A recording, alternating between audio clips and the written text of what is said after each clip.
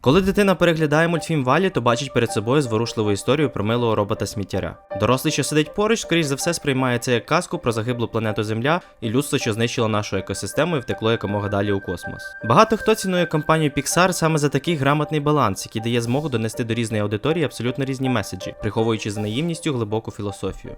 Як схожі приклади, запросто можна згадати Алісу в країні чудес або Маленького принца, які містять на поверхні просту історію, але наштовхують дорослих читачів на додаткові роздуми. З цієї причини багато хто переглядає або перечитує ці та подібні до них твори протягом усього життя, розраховуючи читати для себе зовсім інший меседж. Це дає їм змогу переосмислити і без того улюблену книгу або мультфільм. Говорячи про відеоігри, ми можемо згадати серію GTA, яка ховає за напівкомедійним сюжетом дуже влучну сатиру на американське суспільство. Або ж взяти Hollow Knight, Metroidvania про комах, яка насправді має більше спільного з серією Dark Souls, ніж з B-Movie. Таких прикладів не так багато, але їх дуальність відіграє дуже важливу роль для фанатів, які вважають себе частиною чогось більшого, коли починають розплутувати клубок закладених розробниками сенсів.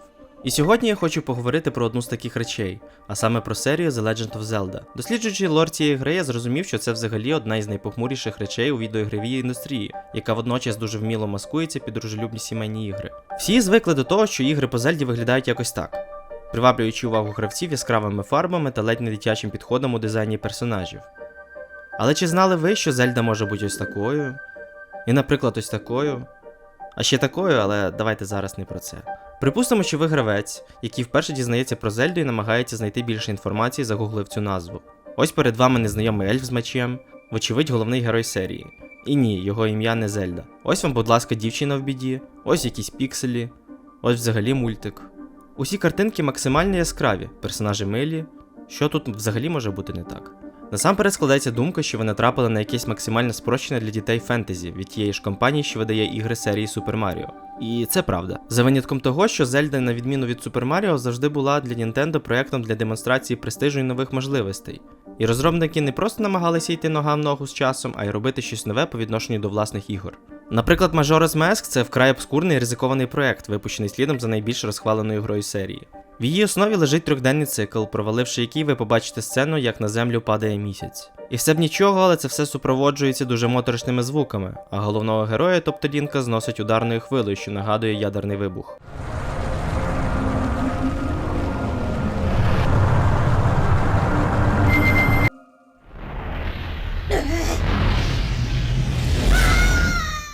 Та й сам місяць у цьому світі має ось такий вигляд, не поступаючись по кріповості заставці компанії VID. Усе своє існування серія The Legend of Zelda підкреслювала, що це не просто якась мультяшна історія, а вдало збалансована за тоном інтерпретація мономіфу. У ній є місце трагедії, є місце смутку, є місце фаталізму. Але це все подано максимально не в лоб, щоб для дитини якісь речі здавалися дивними, а для дорослого, можливо, навіть лякаючими. Найкраще це описати як айсберг. Або просто взяти отаку картинку.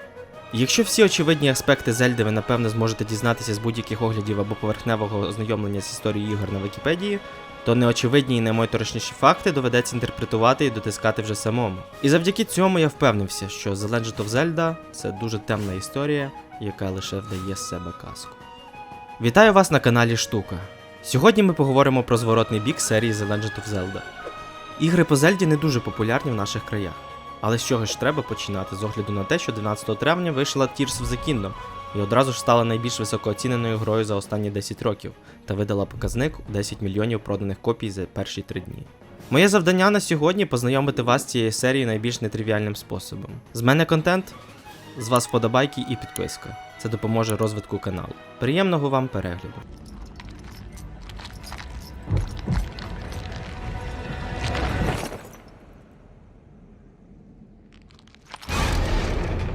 Скоріше за все, якщо ви почнете своє знайомство з серією сьогодні, то це буде одна з двох останніх на цей момент частин, випущених на Nintendo Switch. Breath of the Wild, що вийшла у 2017 році, стала прикладом новаторства розробників не тільки в межах серії, а й загалом серед ігор з відкритим світом. Найочевидніші приклади, крім практично відкритого плагіату в Genshin Impact та Immortals Phoenix Rising, це Dying Light 2, другий Horizon і, звісно ж, великий Elden Ring.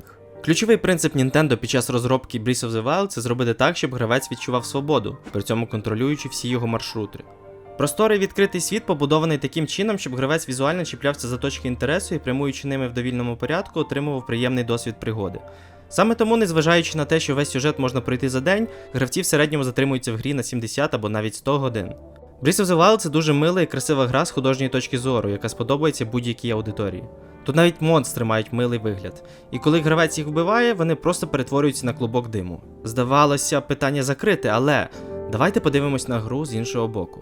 Головний герой прокидається після столітньої коми і дізнається, що королівство Хайрул по суті пережило апокаліпсис. У Лінка амнезія, всі його близькі друзі загинули в битві, а сам світ – це живе нагадування про те, що 100 років тому він зазнав поразки. У кожному селищі є люди похилого віку і діти. І якщо перші ще пам'ятають про трагедію, що трапилася 100 років тому, то молоде покоління виросло вже в умовах поствоєнного Хайрула. Куди б гравець не пішов, піднявшись на висоту, він обов'язково помітить огорнутий потужним лихом замок, де на героя ще чекає найважливіша битва.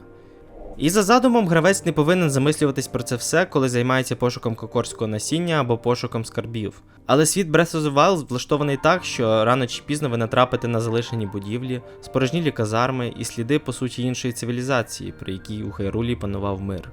Виною всьому лихо, яке переслідує Лінка практично в кожній частині The Legend of Zelda. Нові гравці не в курсі, але Лінк – це не один персонаж, як і сама принцеса Зельда. У різних історіях різні пари героїв. І якщо всі Зельди пов'язані кров'ю і є нащадками богині Хайлії, то Лінки навіть не далекі родичі. Вони є духовною реінкарнацією героя з гри Skyward Sword. Хронологічно саме вона вважається приквелом усієї серії. Саме там розкривається, чому всі події змушені повторюватися мало не в кожній грі. Б'ючись зі зловісним Демайсом, оригінальним королем демонів, найперший Лінк виборює перемогу і чує доленосні слова, своєрідне прокляття з вуст ворога. Втілення моєї ненависті завжди буде переслідувати ваш рід, прирікаючи його на вічні блукання в просякнутому кров'ю морі темряви. Саме тому мало не в кожній частині Зельди Лінку доводиться битися з Ганоном, фізичною реінкарнацією Демайса. Ані він, ані Зельда не обирали цю долю, як і власне сам Ганон, який народжується з метою захопити все королівство. Взагалі, фаталізм прошиває всю серію The Legend of Zelda невидимими нитками. Це є дуже простою відповіддю на питання «чому?». Чому всіх трьох героїв споріднює спільна доля зараз чи сотні років назад? Цілком логічно, що чекати від такої гри якоїсь сірої моралі не варто, але таке пояснення для історії, що повторюється раз у раз, буквально перекреслює будь-які надії майбутніх поколінь на хоч якийсь спокій. Фаталізм – це невід'ємна частина Majora's Mask, наймоторошнішої ітерації Зельди. Тут немає Ганона, більше того, тут немає самої принцеси. Зате тут є катастрофа, яка повторюватиметься стільки разів, знищуючи все живе, скільки герой зазнаватиме поразки, намагаючись вирішити проблему цього світу. Це гра про одержимість, гра про скорботу, гра про неминучість кінця світу. Навіть число 4, яке зустрічається тут дуже часто, якщо рахувати кількість масок, секцій центрального міста, данжів і гігантів, звучить в японській мові співзвучно слово «смерть». 4 дні на розв'язання головоломки, 4 дні до загибелі всього навколо Лінка. Дитяча ця гра? На вигляд так. Але чи дитяча вона за своєю натурою? Абсолютно ні. Навіть якщо взяти ззовні наймилішу частину серії під назвою Wind Waker, яка більше за будь-яку іншу схожа на мультик, то ви граєте в постапокаліпсис. У цьому світі Ганон переміг і почав творити безчинства, на що жителі Хайрулу вирішили відповісти молитвою богам з проханням про допомогу. У відповідь боги затопили королівство, і всю гру Лінк змушений мандрувати океаном, розуміючи, що під водою ховаються цілі міста, в яких колись вирувало життя. Наступна важлива частина серії, Twilight Princess, має вигляд найбільш зрілої частини The Legend of Zelda. Вона нагадує великі ігрові блокбастери нульових за рахунок похмурих фарб і кінематографічного стилю. Моделі персонажів мають реалістичніший вигляд, ніж раніше, а деякі катсцени вганяють у стан жаху. Японці дуже щедро відсипали біблійних референсів і зрежисували кілька психоделічних сцен, подібних до яких немає в жодній іншій грі з серії. Персонажі в грі нерідко демонструють жорстокість. Антагоністи мають максимально загрозливий вигляд, а ігровий світ – це пряма відповідь на питання, що таке депресивна ізоляція. Це єдина гра, по завершенню якої у гравців немає жодної надії на хоч краплю чогось світлого в життях героїв. Тут занадто багато смертей. Якщо в Majora's Mask Лінку вдається врятувати всіх від апокаліпсису, то тут, незважаючи на значно меншу загрозу, гравець не отримує сатисфакцію. Він залишається сам на сам з усіма наслідками цієї історії. Після 40 годин проходження Tears of the Kingdom, найновіший проєкт Nintendo, здається поки що найсвітлішою та найоптимістичнішою грою серед перерахованих вище. Звісно, вона намагається лякати і демонструвати зворотний бік Хайрулу, користуючись інструментами, яких не було в Breath of the Wild. Подивіться тільки на ці руки, що з'являються на рівному місці з землі, чимось, до речі, схоже на Death Stranding Хідео Кодзіми. Намагаючись звести це все до якогось конкретного висновку, я замислився. А на що взагалі схожа Зельда, особливо якщо взяти за ключовий канон останні дві гри серії? І на відповідь мене наштовхнуло есе каналу Beyond Ghibli, де Breath of the Wild напряму порівнюють, ви не повірите, з аніме. При цьому не просто з аніме, а з роботами великого майстра Хаяо Міядзакі. Хайрул дуже нагадує акварельні світи студії Гіблі. Навіть коли навколо нічого не відбувається, цей світ живе. Трава шелестить, дерева шумлять, з неба падають зірки, десь далеко летить дракон, денні співи пташок змінюються на дзвін цикад. Головні герої Міядзакі – це або діти, або дорослі, що схожі на дітей. В його роботах дуже багато уваги приділяється духам природи, що живуть в гармонії з людьми та технологіями. А сам аніматор вважає, що найкращий спосіб показати чужу культуру – це продемонструвати їжу. І кулінарія в Хайрулі – це дійсно невід'ємна частина гри. При цьому сама Зельда навіть не намагається приховати конкретні референси на роботи японської студії. Збіги очевидні. Корокі схожі на лісових духів, Саторі дуже схожі на Шишигамі, і це вже не кажучи, що в Tears of the Kingdom теж є величезний острів у небі, де приховувалися сліди розвинутої цивілізації. А якщо згадати перший трейлер Breath of the Wild, то одразу вимальовується аналогічна сцена з принцеси Мононокі. Навіть сам Лінк в останній грі дуже схожий на головного героя з цього аніме. Обидва мають довге розпущене волосся, та їх обох зачепило зло за праву руку.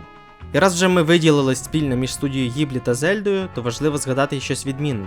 25 років тому компаньон Хаяо Міядзакі Такахата Ісао зняв аніме «Могила світлячків». Це дуже важливий антивоєнний анімаційний фільм, який демонструє всі жахи війни з точки зору цивільних людей. І Breath of the Wild в зв'язці з Tears of the Kingdom – це повний антипод «Могили світлячків». Війна вже позаду, під час гри відчувається справжня надія на щасливе майбутнє, одне покоління змінює інше, з'являються нові населені пункти, а народи живуть один з одним в гармонії, поступово повертаючись до стану, в якому цей світ був 100 років тому, до Великої війни. Можливо, ця гра – це символ того, що в жодному разі не можна втрачати надію. Цей наратив часто простежується в багатьох японських творах, де автори відрефлексовують історію ядерного бомбардування своїх міст, які стали з лиця землі Хіросіму та Нагасакі. Але зараз ці міста відбудовані і процвітають так само, як і решта. І якщо навіть Хайрул отримав свій шанс на краще життя, то отже не варто впадати у відчай нам. Ми теж будемо процвітати. Якщо вам сподобався цей матеріал, то запрошую вас підписатися на наш телеграм-канал. Там на вас чекають різні новини, тексти та інші приколдоси. Посилання буде в описі відео. Дякую за вашу увагу, за ваші перегляди та ваші лайки.